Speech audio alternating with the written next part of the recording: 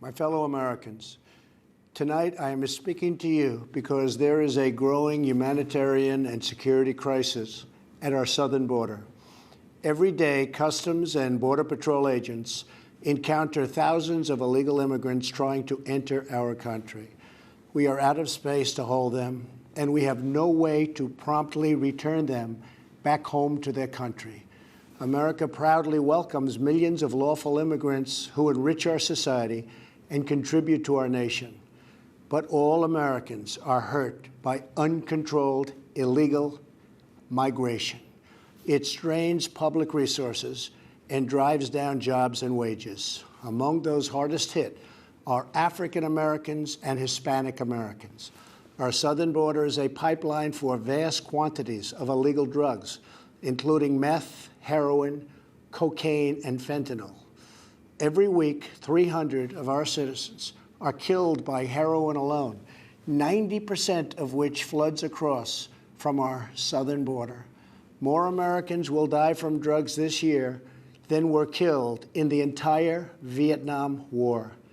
In the last 2 years, ICE officers made 266,000 arrests of aliens with criminal records, including those charged or convicted of 100,000 assaults, 30,000 sex crimes, and 4,000 violent killings. Over the years, thousands of Americans have been brutally killed by those who illegally entered our country, and thousands more lives will be lost if we don't act right now. This is a humanitarian crisis, a crisis of the heart and a crisis of the soul.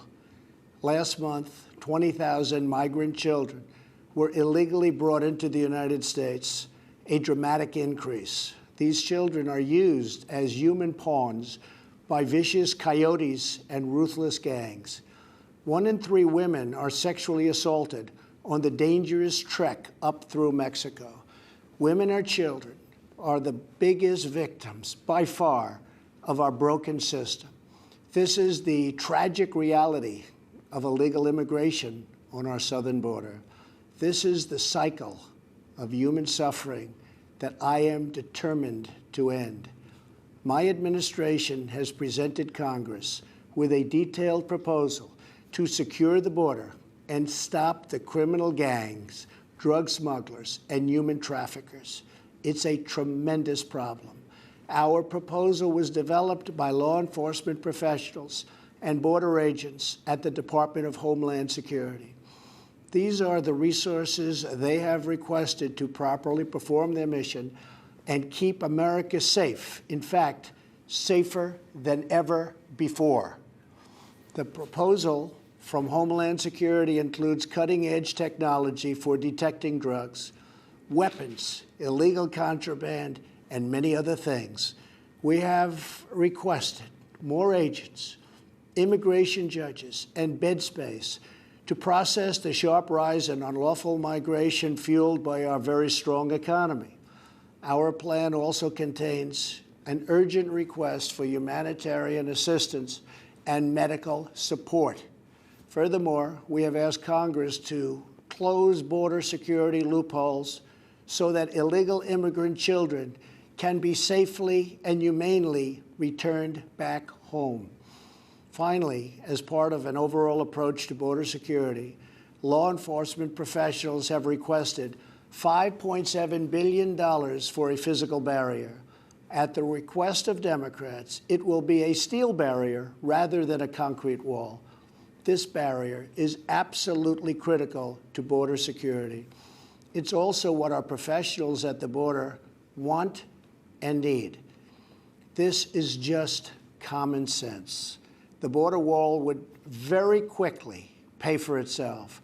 The cost of illegal drugs exceeds $500 billion a year, vastly more than the $5.7 billion we have requested from Congress. The wall will also be paid for indirectly by the great new trade deal we have made with Mexico. Senator Chuck Schumer, who you will be hearing from later tonight, has repeatedly supported a physical barrier in the past along with many other Democrats. They changed their mind only after I was elected president. Democrats in Congress have refused to acknowledge the crisis, and they have refused to provide our brave border agents with the tools they desperately need to protect our families and our nation. The federal government remains shut down for one reason, and one reason only, because Democrats will not fund border security. My administration is doing everything in our power to help those impacted by the situation. But the only solution is for Democrats to pass a spending bill that defends our borders and reopens the government. This situation could be solved in a 45-minute meeting. I have invited congressional leadership to the White House tomorrow to get this done. Hopefully, we can rise above partisan politics in order to support national security. Some have suggested a barrier is immoral. Then why do wealthy politicians build walls, fences, and gates around their homes? They don't build walls because they hate the people on the outside, but because they love the people on the inside. The only thing that is immoral is the politicians to do nothing and continue to allow more innocent people to be so horribly victimized. America's heart broke the day after Christmas when a young police officer in California was savagely murdered in cold blood by an illegal alien who just came across the border. The life of an American hero was stolen by someone who had no right to be in our country. Day after day, precious lives are cut short by those who have violated our borders. In California, an Air Force veteran was raped, murdered, and beaten to death with a hammer by an illegal alien with a long criminal history. In Georgia, an illegal alien was recently charged with murder for killing, beheading, and dismembering his neighbor.